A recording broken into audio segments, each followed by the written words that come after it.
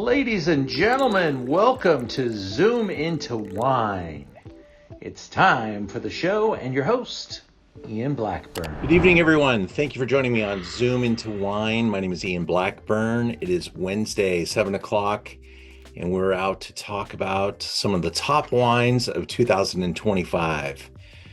2025 was an amazing year to be in the wine industry, to see firsthand what has been happening in the world of international business, the way the distribution world has reacted, the way the wine industry, the wineries, the grape growers. It has been a very interesting year, one that I don't think anyone will take for granted, anyone will forget.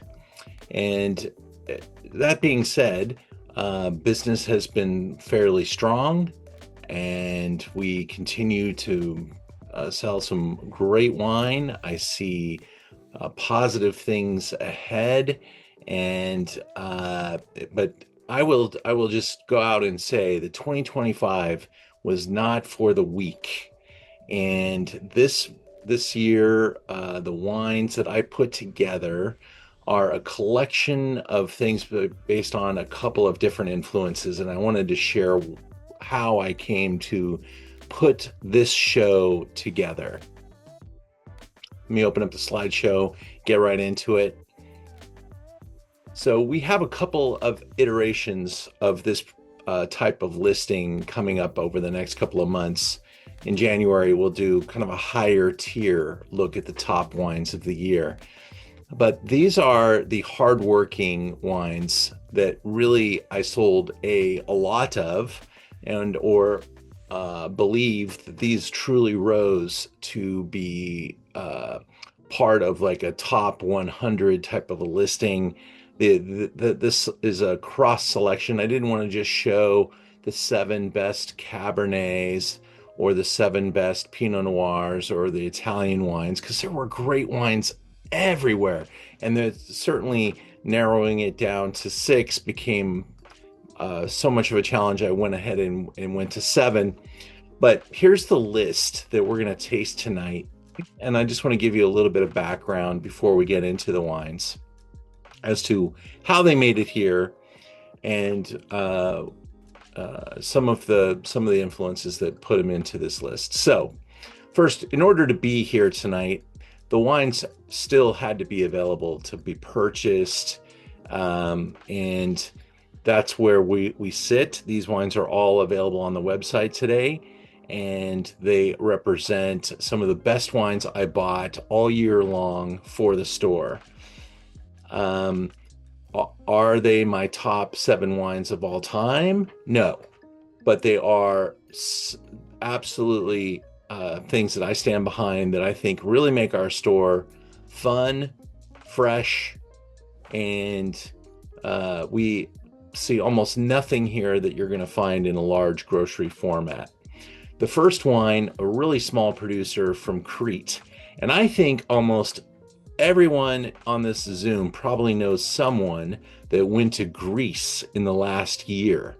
Greece has had an incredible rise in quality of the wines. With that being said, I have an incredible selection of Greek wines. A lot of them are very close to $100 a bottle. The small island of Santorini is one of the most expensive destinations you could possibly seek out. We even tried to sell a trip to Santorini, but it became so costly that I didn't get enough support. You're looking at $15 to $20 to $2,000 a night hotel rooms, and very expensive dinners and expensive wines, because the real estate is really expensive in Santorini. Crete, on the other hand, is like the island to be discovered, and I really am bullish on the future of not only visitation to Crete, but also the wines of Crete. And the wine that we're going to taste tonight is a real darling little value that I sold quite a bit of this year, and I think you're going to love it. Wine number 2 in our lineup is the classic Sancerre. And Vacheron is considered one of the best producers. So when you get a wine from one of the best producers and it's inside a Sancerre and they 2024, very, very good vintage, everything aligned for us to be able to show you this particular iteration of Sancerre. It is on the higher tier side of Sancerre, but it is a great value because of the quality that it represents. And I'm so excited that we were able to purchase so much of this wine, because that bodes well for the future and us being able to get a good chunk of Vacheron moving into the future years. Hudson Chardonnay. I think no California wine had a better comeback year than Chardonnay in California this year. And this is a remarkable iteration of Chardonnay. It really represents the Hudson estate at a very high level, and also its partnership with one of the most famous Chardonnay producers in the Napa Valley, that being John Kongsgaard, who is the consulting winemaker for Hudson. They made about 6 different single vineyard Chardonnays that many of them got between 96 and 100 points. And this collective estate, which is a blend of those single vineyards, is in good supply. It's in a great price point, and it got a very good score. And I think it's the best Chardonnay representative I could select. Holocene. I've been on the Holocene highway for multiple years. I love this producer. I love the touch. I love what he's doing. And I think the Memorialis scored maybe the highest scoring wine in Oregon in 23. We have been on Holocene for years, and I'm so happy to see the world is waking up to notice this great brand, this great producer, and their efforts. I'm hopeful that you love the Memorialis. And I kind of have to fight to see which one am I going to pick, but this is their best wine. And this is a champion Oregon Pinot. And I do believe that 2026 is going to be a real challenging year for Pinot Noir, because there is now just too much supply, and prices will probably be in a downward direction for those brands that don't have a following. And then I think the best wines in Pinot Noir will skyrocket north. Vinos and Baja. This is my absolute favorite wine that we're going to taste tonight. We showed it not too long ago when we did a perspective on Rioja. It is a unique Rioja for a couple of reasons we'll get to, but it is one of my top 10 wines of the year without a doubt. No one else probably even has this wine. I buy it from the smallest of importers, and it's a great wine, and I can't wait to share it with you. Chateau Lilian is my value play from Bordeaux. It is just an adorable Bordeaux wine. 2018 is the current release, and 18 is a great classic vintage Saint-Estephe. It represents everything very well, and you'll be shocked at the price, value, and quality. I think I was at a tasting maybe 150 Bordeaux, from $1,000 bottles to this one. And this is the wine that caught my attention of that day, and I bought everything they had. So, and I'm probably the only person in California that has this wine, because I got so aggressive. I knew there wouldn't be someone else competing with us by owning it all, and I just thought the price point was irresistible. I'll be happy to be selling it for the next couple of years if I'm wrong, but it's moving through pretty fast. So I hope you guys enjoy my Bordeaux selection, and we'll finish with a wine from Method. And method is made by a friend named Ian Cobble, master sommelier from, and maybe you saw him in the original movie, the Somm movie. He is very well connected.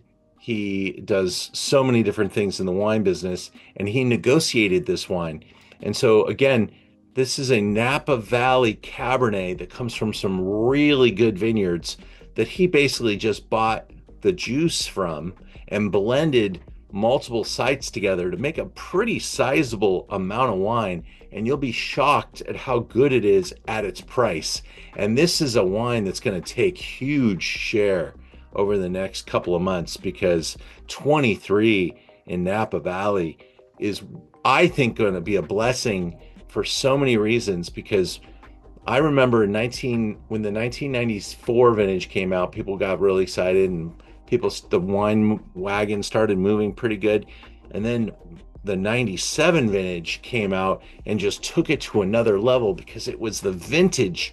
You could not make a bad wine in that year. Everything was so lovely. And 23 and 97 are so similar to me. I think I wouldn't be absurd to go out and say, buy anything that says 2023 and you're going to love it from the Napa Valley. And this method wine is a great example. And I think you're going to love what you taste today. So I hope I'm exciting you. Let's get started. Wine number one. Let's go to Crete. Douloufakis, Vidiano. Crete, not as close to Athens as you may think. In fact, when we were going to take our trip, we were going to go to Santorini first and then hit Crete. If I had my druthers and I got enough group support, I was going to try to rent a private boat to cruise us from Athens to Santorini and then take us to Crete. But those were all lofty goals that didn't materialize at this time. But maybe the next time I try to do it, because Greece is such a fantastic visit, and anything but Athens. Athens is like any massive major city. Of course, there's some fantastic archaeological sites there, but I just don't think Athens represents the great part of Greece to me. I mean, it is not a bad place to go. It's just the rest of Greece is so great. And I would definitely start up in the north in the teeny towns up around Macedonia, Thessaloniki, Thrace, and work your way through the countryside. And you'll see the most wonderful people that have no idea what's going on outside of their town. They're hardworking. They probably grow their own vegetables and just make, their lives complete. And it's just a wonderful place to visit. So my highest recommendation is that you get to Greece at some point. Dollar, Greek euro value is insane. This is a small family operation. This is not a place where you have, billionaires setting up shop. This is a multiple generational experience on Crete. Crete has been, kind of the island's least traveled. So they're seeing great growth in visitation, but it's a sizable place, and they have a lot of upside potential. Check out the hillside here, planted different crops, optimal conditions. I love wines from the islands, especially white wines. They end up being very salty. They have a really great personality. And I think this one carries that off. Vidiano is the grape. This is an indigenous Greek grape found on Crete. Pale golden color, peach and apricot aromas with quince, floral notes of chamomile, jasmine, and herbs. Rich flavor, well-balanced acidity. This is not an expensive wine, so don't think it's going to be massive and powerful, but I think of it as kind of like the Chablis of Greece, the Chablis of the Greek islands.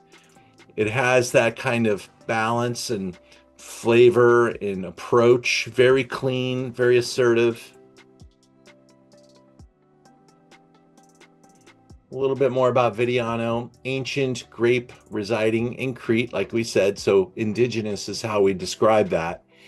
This grape variety is rare and was nearly extinct, but there are signs of revival, and this is living proof. And I'm seeing this wine now starting to appear in a couple of cool restaurants like Bestia, or Bavel. I don't know which one it was, Bestia or Bavel, which are owned by the same people, but those are both in the Arts District, thriving, cranking restaurants, and you can go there and find this wine on the list. And check out the price on their wine list. They're selling it for like $100 a bottle. You're gonna see how much we sell it for in just a moment. Here's the winemaker. It's 92 points in decanter, so I don't stand, too tall here and make some outrageous claim. 92 points from the English is a pretty good mark for a value from Greece. They speak to the fleshy and bold with some richness and decadence of Viognier, which I think is a really nice comparison, with attractive flavors of fresh peach, melon, and apricot. But the palate is completely different. Alert, spicy, structured, notable acidity with a real drive and concentration through to the finish. Let's taste this baby. Nose has got that little bit of that island sting, good amount of concentrated sunshine, a little bit of that sea salt, the apricot, stone fruit.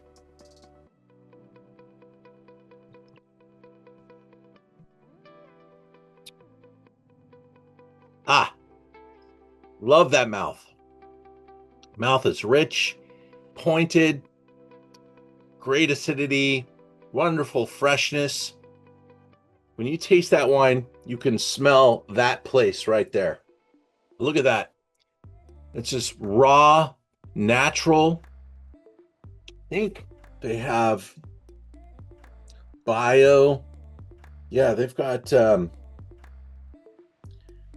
think it's I can't see it clearly enough. I broke my glasses. I wear these computer readers, and the frame, I dropped them. I have to tape it back together. Let me see, I could probably do it right now.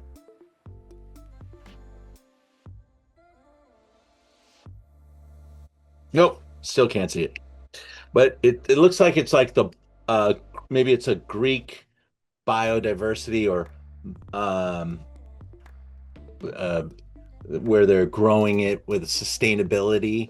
I can't tell which that logo is just not famous, and I can't see it. But I know that the winery does everything naturally and in the most bio-sustainable processes. There's no chemicals, no need for fertilizers, no need for pest control or weed poison, nothing like that. And they're using all natural ferments, keeping it really clean. $18.95. This is one of my favorite wines to represent, and really what I started the website to do is to find wines like this. Now, not everything we want to sell needs to have a price point that represents this kind of value, but when I do find wines like this is what I celebrate. These wines are hard to find. Wines that are affordable and things that you can bang a drum and say, I love this. This is it. And so I hope you guys appreciate it and like it as much as I do. If you don't, hope you can appreciate that I do like it. And I think it's just a really wonderful champion for me to start off our Greek discussion. If you go into our website a little bit at merchantofwine.com and you search Greek wines, you'll see I have a very significant selection now. And it's because I sell a lot of Greek wine. People are lining up to buy great Asserticos and some of the reds. We've got this crazy little Roditis that's delicious. We've got a couple of things that still are on the value side. The Alpha Estate, one of the most beautiful wineries in the world. I've been there. This right here, the Mavro for $20, natural, really great values. And I taste these wines and I drink them and I share them. And then if you were to really splurge, there's a couple missing now because, it's Christmas time and people have come in and cleaned out a couple of my wines. But, $108 is not uncommon for some of these guys to get to. So I'm seeing some really great pull through at all levels from Greece, and it is here to stay.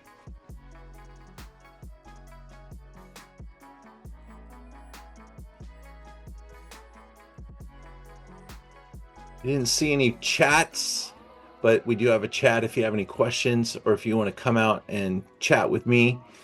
I sold out this event, and there's a number of people missing from the Zoom tonight, so I'm hoping our shipments all made it to people in time. But we will have this video, as we put every video up, on our library, and we always send out the next day a copy of the video, so you'll be able to watch this or share it with your friends. Let's move into wine number 2, and if you have any questions or comments, please share. Actually, Ian, I have a question. So you usually like wines a little more minerally than I do, and when I first started drinking this was a bit rough for me, and as I've had more of it, I've liked it more.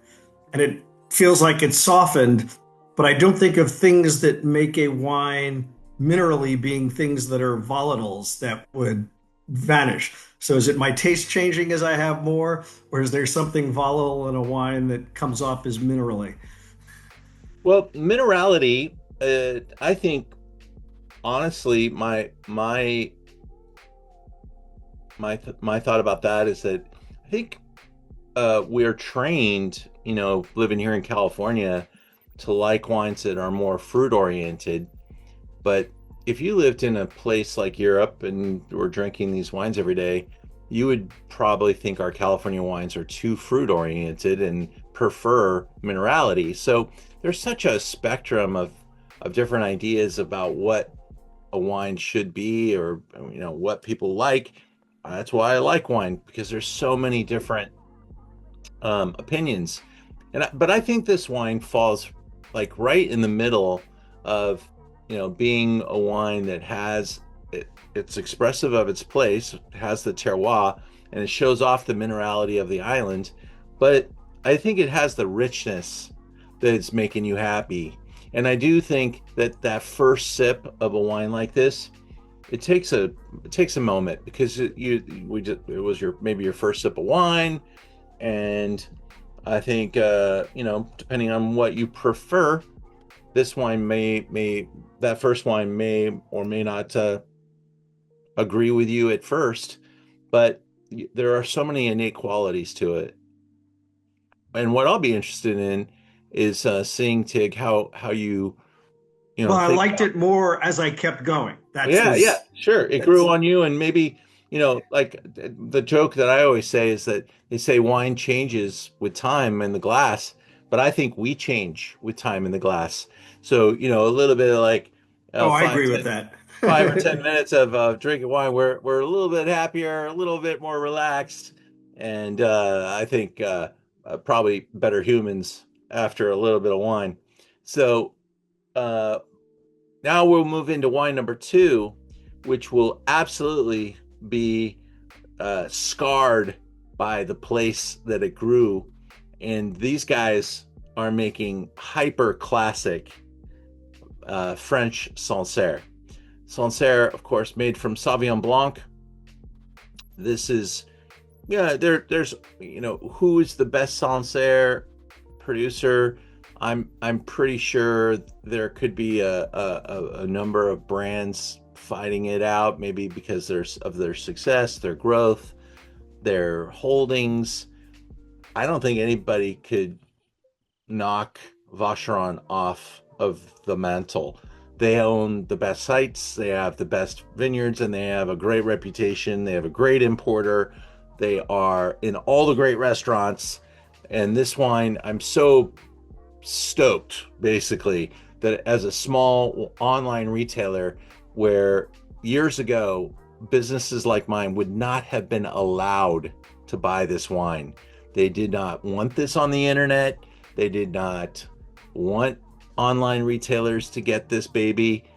Things have changed, and I am working hard to get the right wines. And boy, have we had a great explosive year of being able to buy wines that we've never would have been able to buy before. And this is one of them. And I got a lot of it. I mean, I really went in and we've almost sold all of it already, but we got a lot. And I was so stoked to be able to carry such a benchmark producer and such a benchmark wine. Sancerre is in the Loire Valley, right next to Pouilly-Fumé.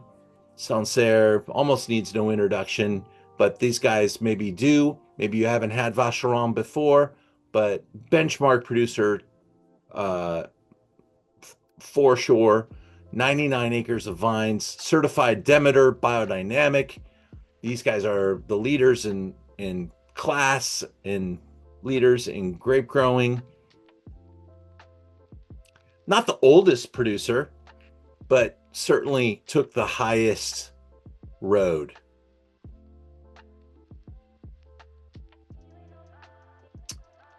Aromas of grapefruit, zest, and gunflint. Lemon and lime flavors. Notes of sea salt and crisp pear. There's a picture of Sauvignon Blanc as you get a nose full of this beauty. I remember when I got my first order and it came in the store, and I was like, we've just turned a page, guys. We have got Vacheron, and I was excited about it. I bought the first bottle. I took it home, and it is captivating. I just, from its grace, its balance, the structure, the length, the intensity, the complexity, all we call it blick. It is gorgeous. It is a stellar wine. And as I smell it now, it seems like it's even added some weight.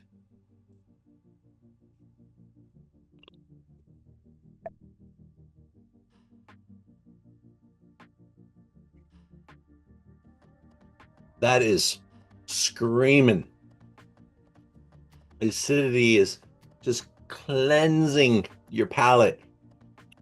You can feel the long tail of acidity slowly washing across everything in great proportion, not trying to be, ripe and jammy. These guys are definitely old school. It's low in alcohol, it's high in acidity, it's pure and clean. 13 alcohol.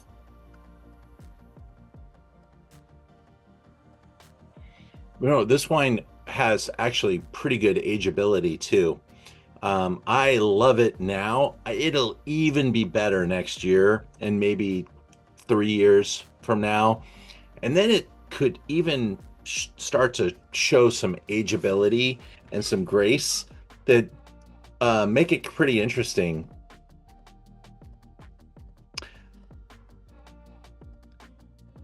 Sancerre is such a beautiful, rolling, sleepy town, little hamlets, little places like this, small vineyards, and they have some really old vines at Vacheron.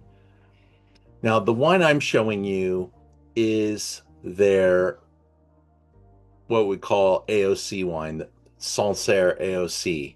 If you go to the website and you search Vacheron, I was able to buy not only some of the Romans, but also another iteration of their wine We're talking about an $80 Sancerre and a $125 bottle of Sancerre. So I was given keys to the castle and really went in and got some great stuff. I bought a bunch of this one, and I only get a teeny amount of the highest end stuff, but these are benchmarks. And if you want to compare other Sancerres to this, that's a great thing to do, because this is trying to be first, the number one. And I'm not saying you have to like it, but I love it, and I think it is a great iteration, another stunner, and something I'm super proud to present to you guys. And honestly, we will sell all this wine without even showing it in a Zoom like this, but to share it with you guys is the real pleasure of great wine. And hopefully, for some of you, it's the first time you've had Domaine Vacheron. Any comments? Tig, what do you think? Like this stuff. Like this one? I've been on the property. That's too. All right. Susan, how are you? So great to see you. And I'm still glad that the Loire Valley has not become overpriced. I'm very good, Ian. It's kind of nice to be back, but we don't do much wine tasting anymore. Well, I'm so happy to see your face. Yeah, but I do like that Sancerre. It's almost as good as in New Zealand. So fun. Which are my very favorites. All right. Yeah. Natalie Stroud is joining us from Nebraska. How are things there?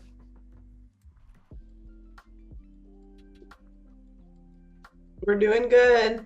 We're doing good. Not too bad. Actually had 50-degree weather today, so. Oh my gosh. I know. Front page news. I know.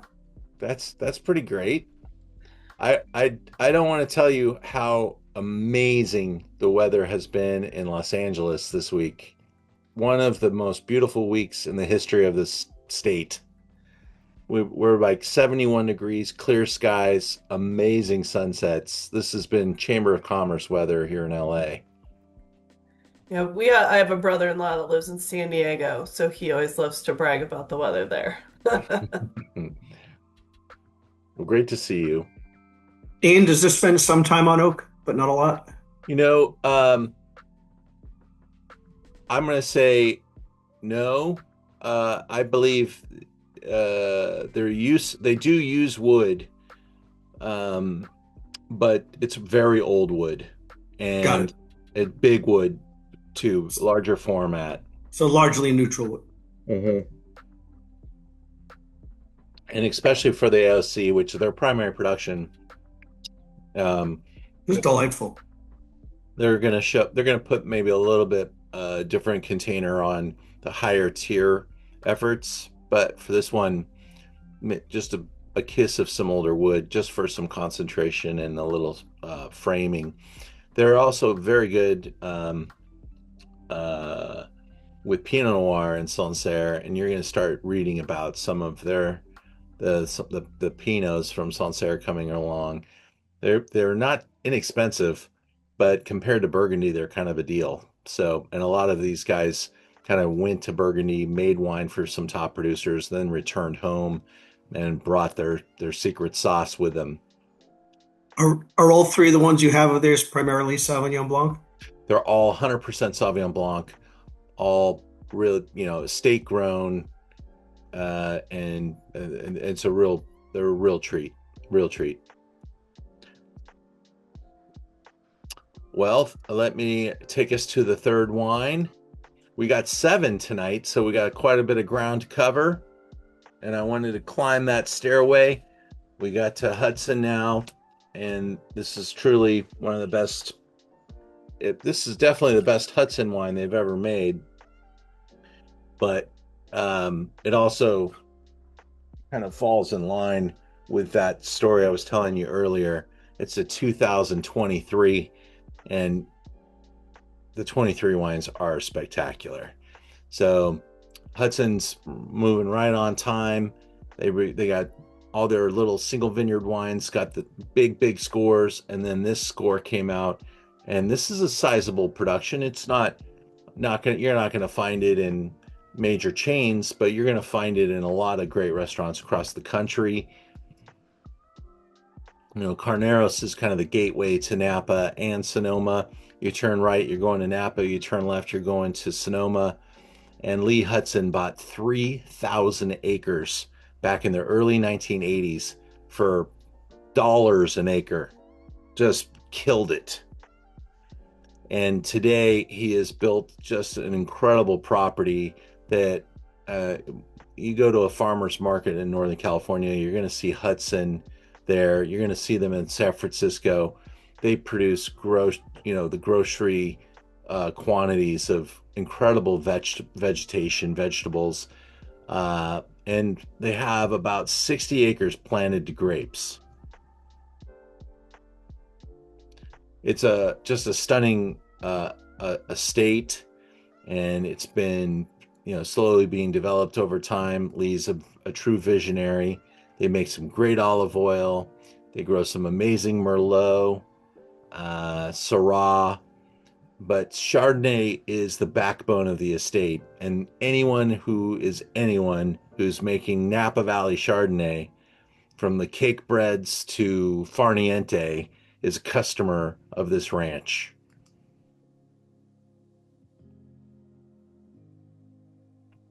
Very high ethos, meaning growing the grapes the right way, no fertilizers, herbicides, pesticides, keeping it very natural, having an icon like John Kongsgaard, who makes his wines from grapes on this estate. Everything but the judge comes from Hudson for John Kongsgaard, and judges his own property, but he makes some of his wines at Hudson and then consults on the Hudson wines.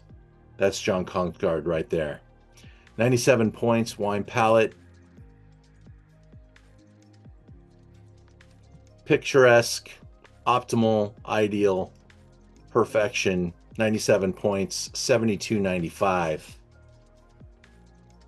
I see the better wines from Sonoma, Carneros, Napa heading towards $90, whites and Pinots.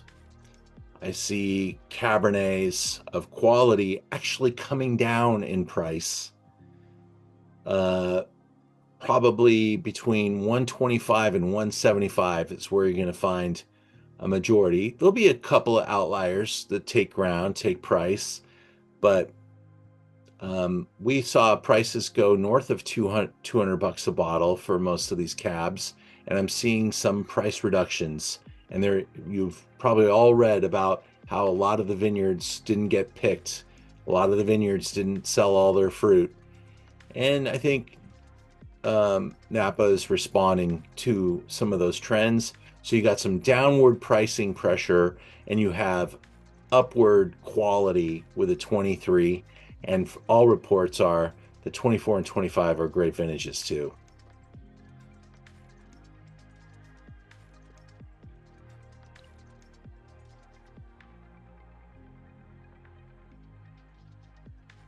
Do you feel that concentration? You feel that wonderful level of even ripeness, that perfect touch of custard and cream, and not too oaky or buttery, but everything is just, the volume knobs are all turned up here.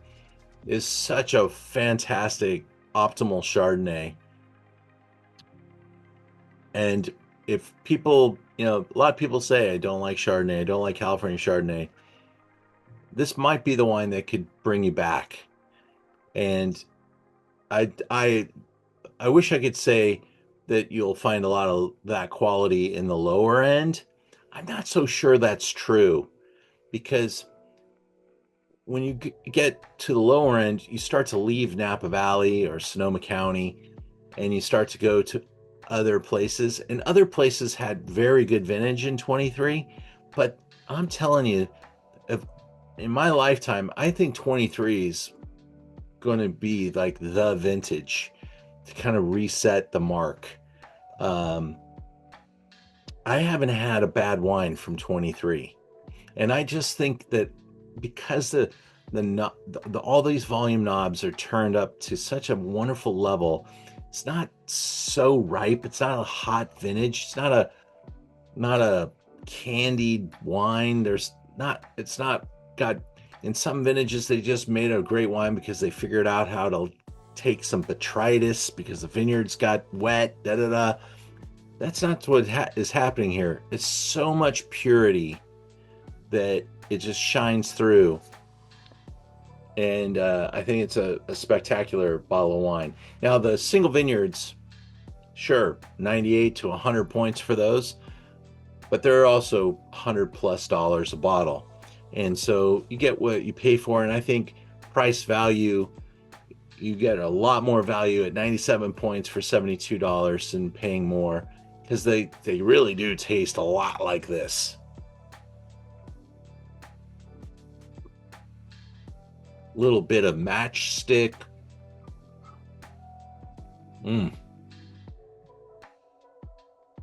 Yeah, we've definitely championed this property for a while. 22 was a very good wine. They have, by the way, one of the reasons that this wine is achieving the quality that it's hitting is that Lee put a ton of money into his winemaking facility and really launched it in 21. I got to go there we were kind of in that pandemic-y moment. I think we were all wearing masks when we walked in. We had to like taste in the corners, but he was able to show us the new venue, and it's such an optimal winemaking place now. It's, spacious, top-end equipment, perfectly positioned, gravity flow. I mean, it's made to make top wines, and it's showing itself with the 22 and now the 23. And I think that's also in line. When you got to make wines at this level, you got a lot of things got to be in line. You got to have the right tools, the right talent, and the right product, and everything lined up for this particular iteration. Let's go to wine number 4. Our first red.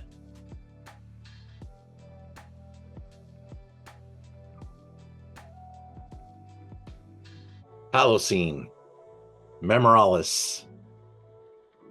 So excited for these guys. I'm going to be going to Oregon. I'm taking a small group, 10 people. The trip's like less than $3,000 for the weekend. Includes hotel, amazing tastings, lunches, dinner the first night with Holocene. If you come with me, we meet there in Portland. Easy place to fly into. You should consider joining me. I got a few spots remaining. I think there's like 4 or 6 spots available. I'm not sure if the last couple actually joined us yet, but I think we'll get to sold out eventually. But this is just a wonderful place to visit. Great people, beautiful wine operation. Willamette's a huge zone. We're going to cover a lot of spots, and Yamhill-Carlton is the spot that's featured in this particular wine.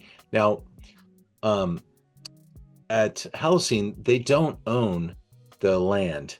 The winemaker, this is owned by the winemaker. He's a bootstrap guy. He used to be the winemaker at Bryant Family. His name is Todd Alexander. His wife does the marketing. He does the winemaking, and they are working hard. but he's out there working to find great sites, and he found a great site in Yamhill-Carlton here. It's got a teeny little tasting room that he shows off the wines in. He started making Oregon Pinot in 2015. He also consults on a number of projects up in Washington. He makes a wine called the Black Square. That's a Cabernet from Oregon, from a place called Milton Freewater. And it just got the number 5 wine in the world in the Wine Enthusiast. I have a whopping 6 bottles coming to the store. That's my allocation. And it's not an inexpensive wine. It's about a $300 wine, but it is absolutely comparable to Pessac Léognan, to something like a Chateau Aubryon. It got 98 points, and it's number 5 in the world. So same winemaker, under his own brand called Holocene, he made this Cabernet. He makes some spectacular Chardonnays as well. He's playing around with amphora, stem inclusion, whole cluster, just really fun winemaking efforts. Wife has got great taste.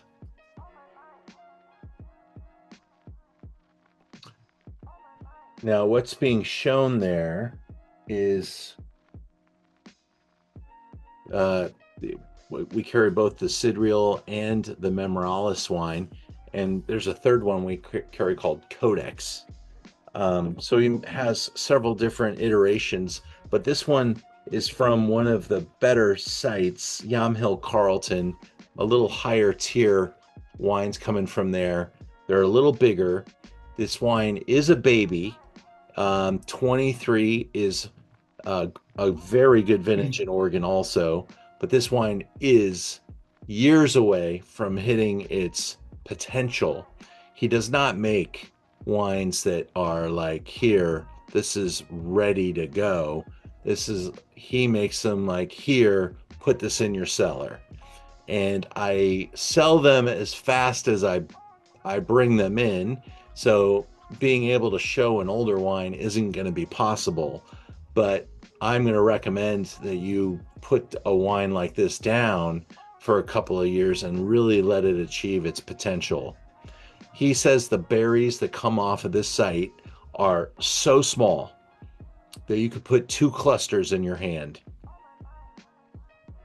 He's got incredible concentration, and there's a lot of other things happening in this wine. We'll get there when I start to taste it with you. There's Todd and his wife. Carrie has appeared at a couple of my events over the last few years too. They have been very appreciative of my support, and they continue to come down and see us and try to grow their brand in Los Angeles. Not something that all the Oregon producers are doing, because California is hard for an Oregon brand. We have so much wine to sell from California, but they're really off to a good spot. Check out the complexity in this wine. Think about the black tea. Think about the types of fruit, whether it's cranberry, raspberry. Memorialis is quietly becoming one of Oregon's best Pinot Noirs. That's a quote from the Wine Enthusiast. They gave him 98 points for this wine.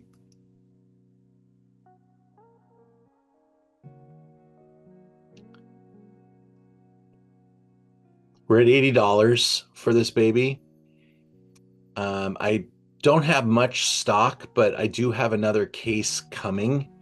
And so if you see the number go to 0, I've got the computer set to keep selling it. It is a joy to carry their wines, and I'd love to hear what your thoughts are.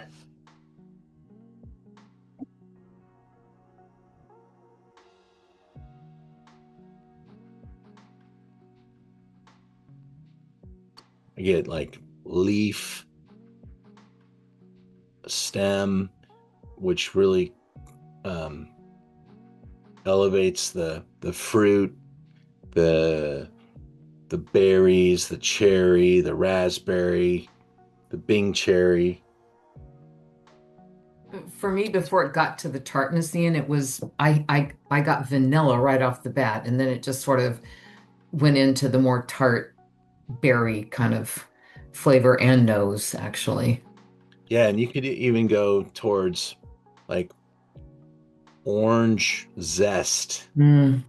and it's a very complicated wine, and I really think of it as like, I think Oregon has wines that can be comparable to New World, and I think Oregon has wines that can be compared more to Burgundy. And I think that to Oregon's credit, it allows us to enjoy them younger, because 2023 Great Burgundies are very difficult to open up at this point. Whereas you could find joy drinking this now or tasting it now, but when you taste it, you're like, okay, this is going to be really great. And it does take a little bit of imagination and a little bit of patience, but every vintage I buy from this guy, has that innate quality to it. And when I open them for people and I show them off, and sometimes we even do what's called a Pinot taste off, and I have them in lineups. It stands out. Stands out.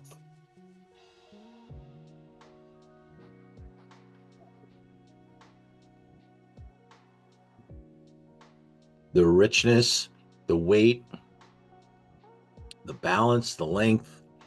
It's just really, really beautifully made wine. If I made Pinot Noir, I would hope it would come out that great. I really do love it. All right. Hope everyone's feeling good. We're going to continue making some progress, but I do have a little commercial. I already talked about the Oregon trip. There's the dates. If you're interested, go to learnaboutwine.com. You'll find our trips on the drop-down menu. They live on our calendar, but you can just isolate on our trips. We spend an insane amount of time building the trips, talking to the producers, organizing the meals, organizing the transportation, the hotels, the activities. This weekend, if you're in Los Angeles, you want to come to an incredible tasting, my advanced level tasting experience is this Saturday. Basically, if you boil down the wine industry to the 8 greatest wines ever made, you could make an argument that these are they. From Dom Perignon to Jean-Louis Chave Hermitage to Lewin Estate to Penfolds Grange, Cheval Blanc, Sassicaia, Opus 1, and Chateau Yquem. The criteria are that you have to make enough wine for the world, that you're well known around the world, and you're known to be one of the best from the place that you come from, and these are they. When you taste them side by side, it's an incredible comparative opportunity, and the value of the wine's quite high. For $2.99 to be able to do the flight, it's a really fun experience. We use beautiful glassware. We have a cheese plate from the cheese store in Beverly Hills. I highly recommend the experience.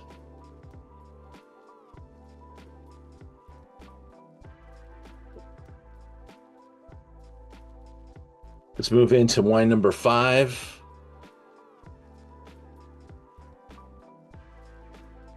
Vinos and Vas Baja. Barrio Pastores. Rioja 23. Rioja, we've talked about in past Zooms, various sub-appellations. The future might be more in the realm of single vineyards, or single AVA, single parts of Rioja. This is a small producer owned by Carlos Mazo. He started making wine in 2012 and established the winery in 2020. So brand new little project. The location is Rioja Oriental. I'm not sure if they're even celebrating that going forward, but it's basically here.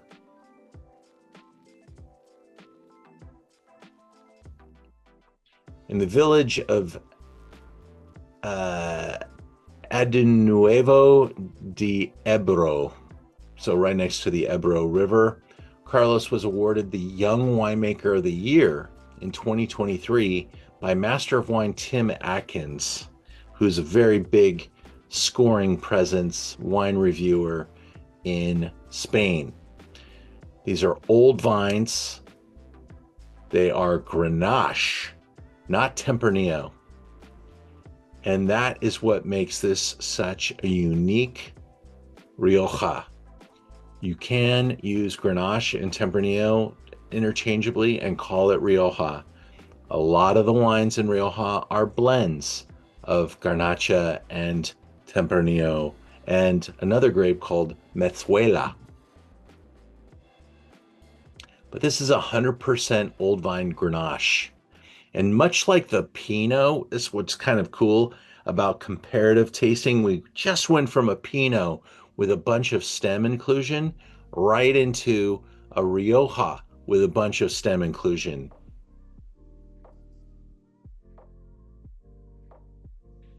Garnacha is low acidity, high alcohol, and that's kind of the marks of typical Grenache. Not necessarily how I would describe a great wine, low in acidity, high in alcohol, but how Garnacha is typically displayed. Displays black pepper, herbs, plums, and blackberries. And I think when you harness Grenache at the highest level, it is compared to Pinot Noir, but has some muscle, some more significant tannins.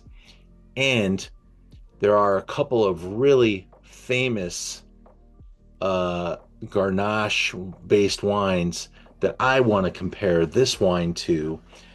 One of the most memorable, most beautiful, most iconic Grenache-based wines in the world, in the history of the planet, is Chateauneuf-du-Pape, and a wine called Chateau Rayas, Rayas.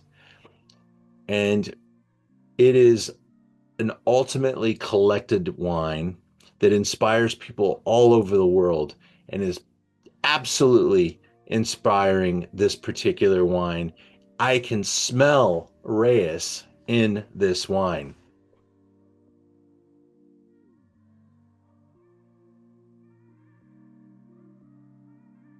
I don't even need to drink this wine. The spice, the notes on the nose just are magic to me. Think of like walking into a tomato garden. Maybe some of you have your own tomato plants at home, and you can almost smell the tomato leaf.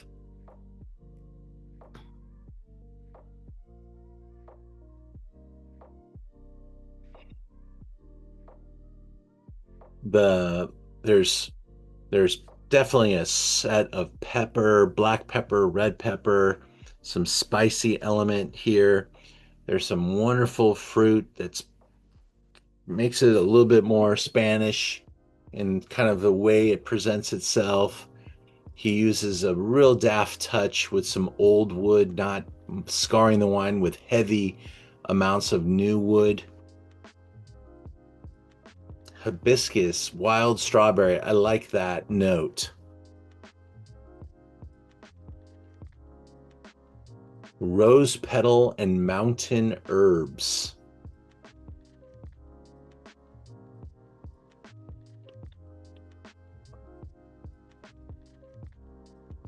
And that mouthfeel. Come on. That is such beautiful stuff. I really feel like I've stumbled on something so gorgeous, and I'm so happy to see that other people are grabbing it because we're selling it pretty quickly. And I'd say at $50, this is just insane wine.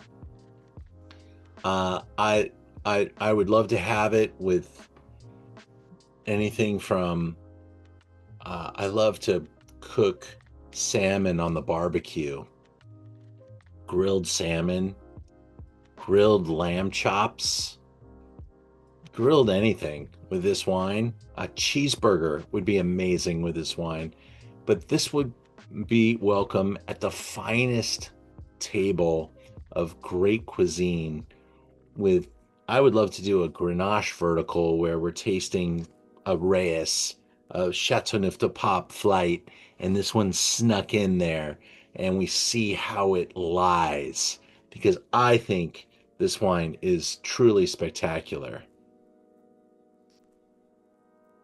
Hope you enjoyed my Rioja find. I do not go crazy passionate on Riojas very often like that, but this one just captures my imagination. I just love it. Love, love, love.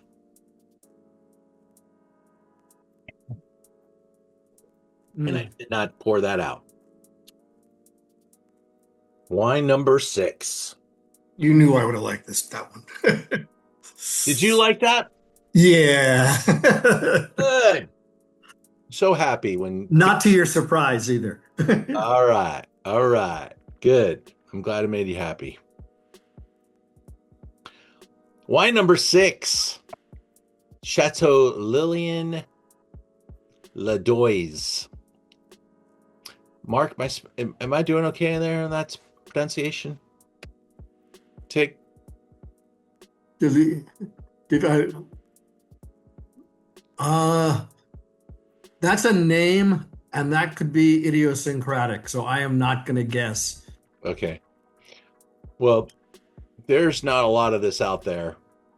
I have no idea whether the S is pronounced in that family name or not. That the problem is it's a name and it's not a word. Right. Well, it's basically an homage to Lilian, and it is from Saint-Estephe, which I'll cover here now. When you look at Bordeaux, you got the left bank here, downtown Bordeaux.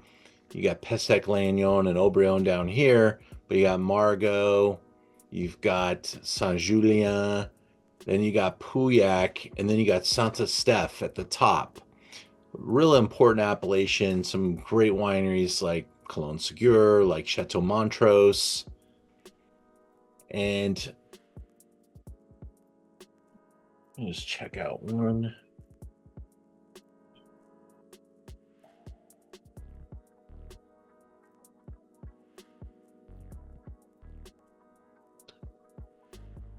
So this is owned by Jackie and Francois Lorenzetti. Sounds Italian to me.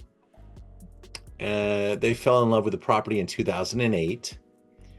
Winemaker Frederick Godard. 80 hectares of vines, certified organic, surrounded and right next to some really important brands. 60 Merlot, 40 Cab. 2018 is at the 7-year mark. With its predominance of Merlot, it does soften a little faster than a Cab-based Bordeaux. So it will absolutely let you drink it right now.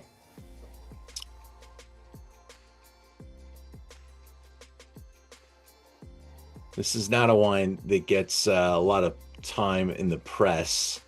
It's a small production, small producer, small importer, and I'm really excited that I found it.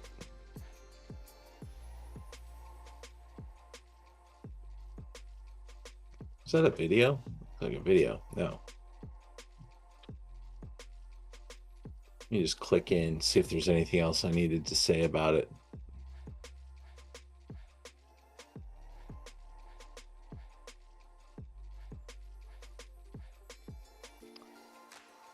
Their daughter Magnon joined them in 2018.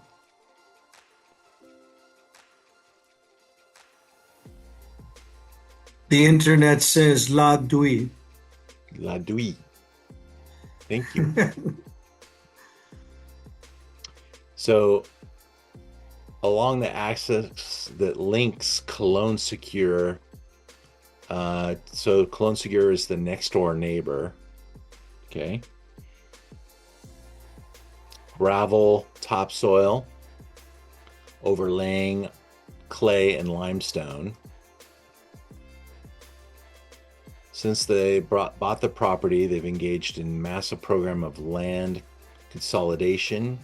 This has enabled them to create coherent clusters of plots planted with careful chosen grape varieties in the manner of the 19th century vineyards, really spinning back the time. And James Suckling gave the wine a score as well, 91 points from James. Black fruit, graphite, tar, tobacco aromas.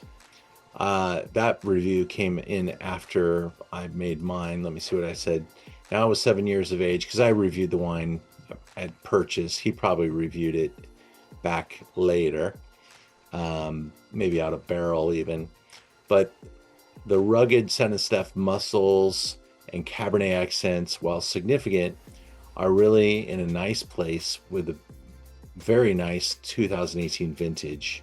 The nose has a signature Saint-Estephe charm, similar to what you'd find with the neighbors Cologne Segure and Montrose. But this wine is $20. The wine drinks well above its cost. The wine's balance and length are keys to its success, with cassis, dried herbs, and minerals, and refined and extended finish.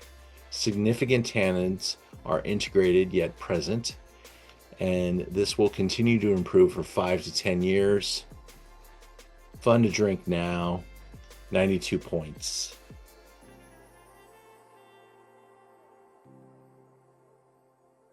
A wine that you can enjoy at $20. Again, this is the hard work of what we do. There's a lot of expensive Bordeaux that's easy to fall in love with, but there's a lot of you got to kiss a lot of frogs.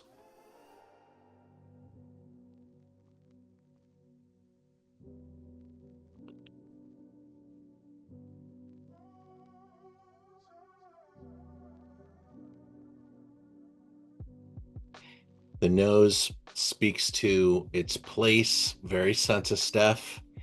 I'm a huge Cologne Segure fan, and I think that's why I really appreciated this wine, because it smells like Cologne Segure or Montrose, but so much more gentle. Obviously, the price point keeps it there. Really enjoyable, very pleasant, and a really nice value. Before we get to our seventh wine, I just want to let you know that we do have one more Zoom this year, and that's our New Year's Eve primer. It's called Champagne, and we are going to focus on Roederer Champagne on this particular Zoom, and have an executive from Roederer Zooming with us and teaching us about the House of Roederer. We have half bottles available. We have full bottles available, and you could even upgrade to Roederer Cristal if you wish. And we'll be speaking about all of the wines of the House of Roederer and what makes them special. They are a very special house. They own over 50% of their own land, and they're making remarkable wines of very high merit and taking a lot of progressive steps that I think you'll be entertained to learn. So join us for a night with Champagne Roederer, New Year's Eve, December 31st. 7 o'clock, you can drink the rest of the bottle at New Year's. It'll be a good night. And then we've now propagated our website with our Zoom calendar. I'm doing between 2 and 3 Zooms a month next year, trying to slow it down a little bit to elevate the quality a little higher, get more guests involved and experts involved. We start off January 7th, my complimentary session. There's no wine. It's just a discussion about what happened in 2025 and what I see coming in 26 and where the market's kind of situated. We've kind of touched on a couple of those accents a little bit already tonight, but there's a lot more to discuss. We'll also be looking at the top 100 lists and seeing what grape varieties, what countries really got picked by the top reviewers in the most, kind of overlays. What is happening and I think we're kind of looking at that here tonight. There was a huge increase in Chardonnay in the top 100 wines of the world. And I think a few of the wines that we're tasting tonight made some of those top 100 lists. So I was pretty impressed with some of the lists that I saw. We'll put a whole comparative session together and it's free. So come and join me, grab a glass of wine, any glass of wine, and we'll sit and chat about the business of wine and what's happening on January 7th. On the 14th, I've got a special guest from the House of Antinori. We're going to cover the world, going from Chile to Tuscany, and tasting the great wines of the House of Antinori on January 14th. Then that second session of the greatest wines of 2025, where I really kind of lift the barrier a little bit. The price of the session is a little higher, but it allows us to go a little deeper. I've got another great Chardonnay, a real incredible deal from a place called Jurançon.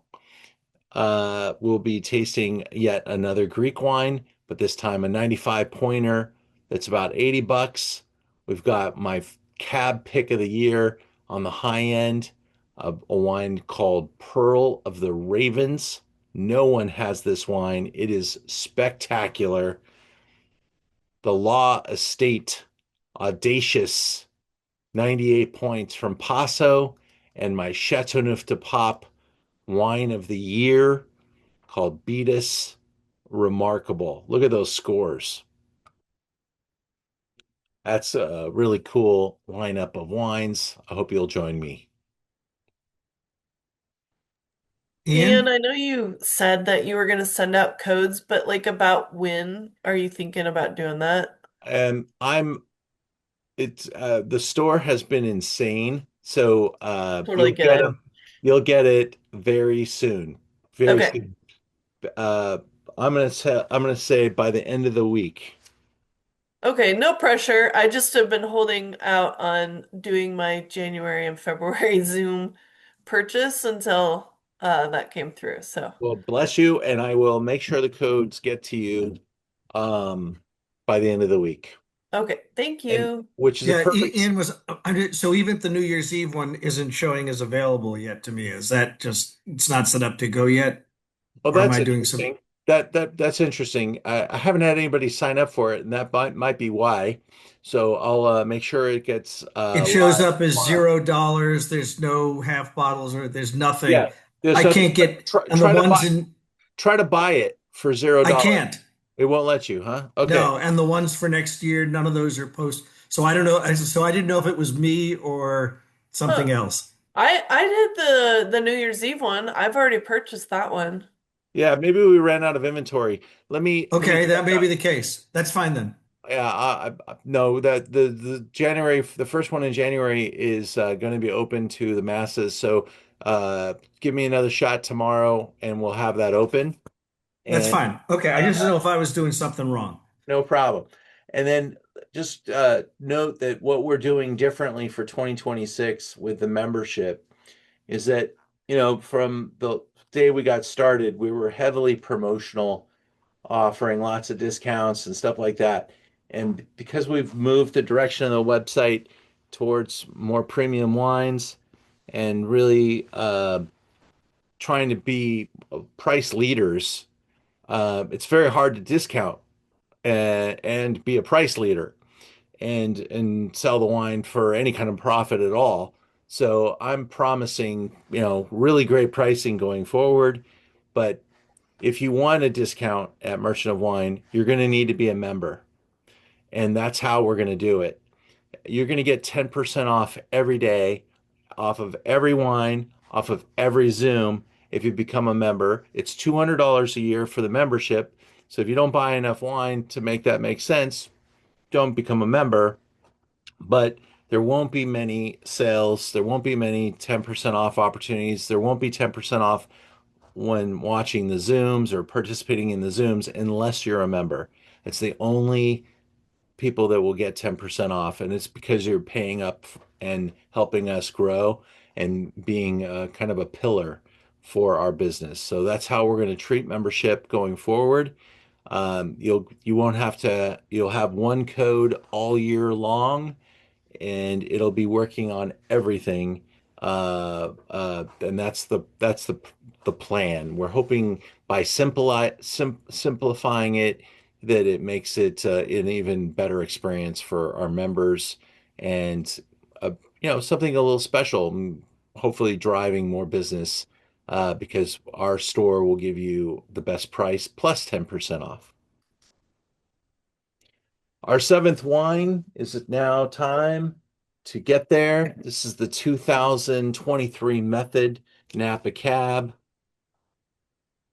Cabernet is still super important.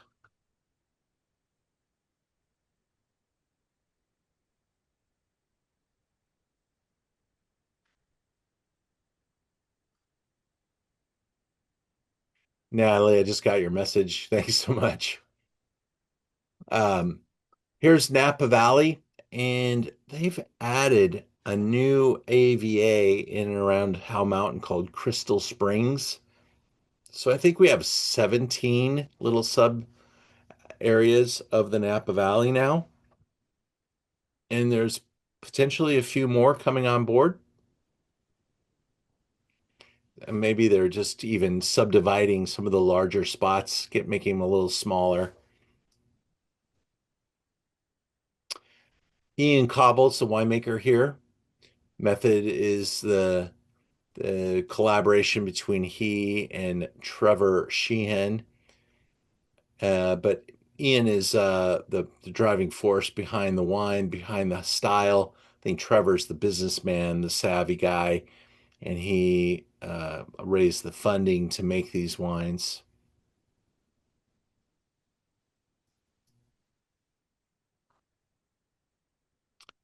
Now, Ian knows everybody in the Napa Valley, and he was able to source some pretty exclusive vineyards.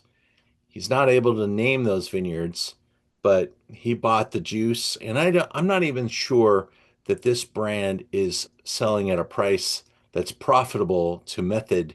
I think they're growing the brand so that they can become a really big and important brand in the business. I'd say maybe 2, 3 years from now, you will see this wine in a lot of places. Maybe you won't see it in my store anymore if that happens, but this is a wine that's on the growth trajectory, and I reward them for their price value. I tasted the wine. I think it is delicious. I think it is drinkable. And for a 2023 to be this soft and poised at this time is remarkable. I do know that, the $200 bottles of 23, those are going to be years away from being worth opening. But this is a wine I'm already telling people buy it, drink it now. It's just fun and delicious. James Suckling gave this bottle of wine 95 points, 80% Cab, 10 Merlot, 10 Petit Verdot. Comes from some really good sites from all over the Napa Valley, and it's $30. This is not a discounted wine. This is full retail, $30 for Napa Valley Cab. For straight cab, I would not have guessed this is 2 years old. Yeah, it's it's delicious, it's fun, it's fruit forward, but it's also built in a way that allows you to really enjoy it. I think this is the type of wine that will make wine fans. This will, you pour it for people that don't know if they even like wine and they're going to like it. This is a pretty easy drink for this price point for straight cab. And I think it's got the length. It doesn't have a lot of wood on it. That's one of the reasons why it's drinking well now. It was made with a very gentle, soft pressing, um, free run juice is kind of what he was looking for, and being able to No work. stems. Yeah, no stems, no hard wood, because wood actually gives you some tannin too. So we really wanted to be gentle with tannins here. There are tannins, but they're just enough to guide the wine and not dominate it. That's so true. That is one of the things I really like about this one is it just doesn't dry you up, Yeah, immediately. Yeah, very good. I'm glad you like it. Yeah, it says it's, let's see. Did you see something, Natalie? Does the website say 100% cab? Well, it's James Suckling's review of the wine on your website says that it's 80% Cab, 10% Merlot, 10% Petit Verdot, but I think on your slideshow you said it was 100% Cab, so I just want to make sure. Yeah, no, James review is probably accurate. I don't know how I'm gonna be honest, when you make a wine like this, as Ian is not, he doesn't own the vineyards, he might make three wines. And they all say method Cabernet Sauvignon Napa Valley, and they might be different blends. So whatever snapshot we get here, in the way the wine market works is that I if I had enough money, I could probably go in right now to tomorrow, make some phone calls, and assemble a 2023 Napa Cab. And that's what a negociant does. And so when James tasted this wine, he probably got the lowdown from the winemaker, but on the generic website, it doesn't break it out quite that way. So I honestly don't know what the real truth is on this wine, but I will say that I bought the wine that we're tasting tonight from the very first release. And I bought a lot of it. I bought 120 bottles. This has been one of our best-selling wines of the Christmas season. Almost every other order that's coming on the website has a bottle of this involved. So it's moving through. I will have to reorder. I'm not sure, maybe I'll have to even taste the next set to see what's So coming. wait, Ian, you're saying that the same label could actually be a slightly differently made wine? 100%. Really? Absolutely. Didn't know that. Yep. When you make a million cases of a wine, like a Trinchero's Menage a Trois, which I think probably is 3 million cases now, they're making that wine every day of the year.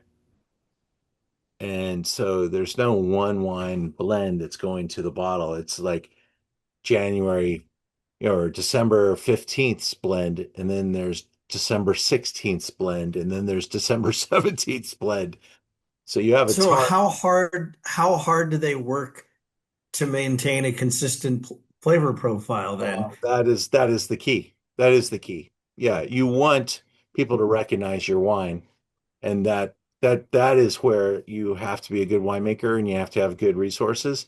And what you may end up doing is keeping like a certain percentage of maybe like you have one great set of wine, and then you're taking 10% of it for the first blend, 10% for the second blend, and 10% for the third blend. And you're using that as the core of your wine, but then you're going out and negotiating and buying more juice from other people to add to the latest blend. That's the non-romantic side of the business of wine. But that's what you got to do when you're talking about $30 bottles, even $10 bottles, even worse. So it's a lot less romantic when you get down to $10, because they're making a wine all year round. They used to make wine where you would make one wine and then you'd bottle it on demand. Um, in today's world, demand, in supply and marketplace and all that stuff, there's just not enough tank space. Thanks, guys. Happy holidays, all. Bye Happy bye. holidays. I'll see you after Christmas. Happy Yes. New Year's. Bye.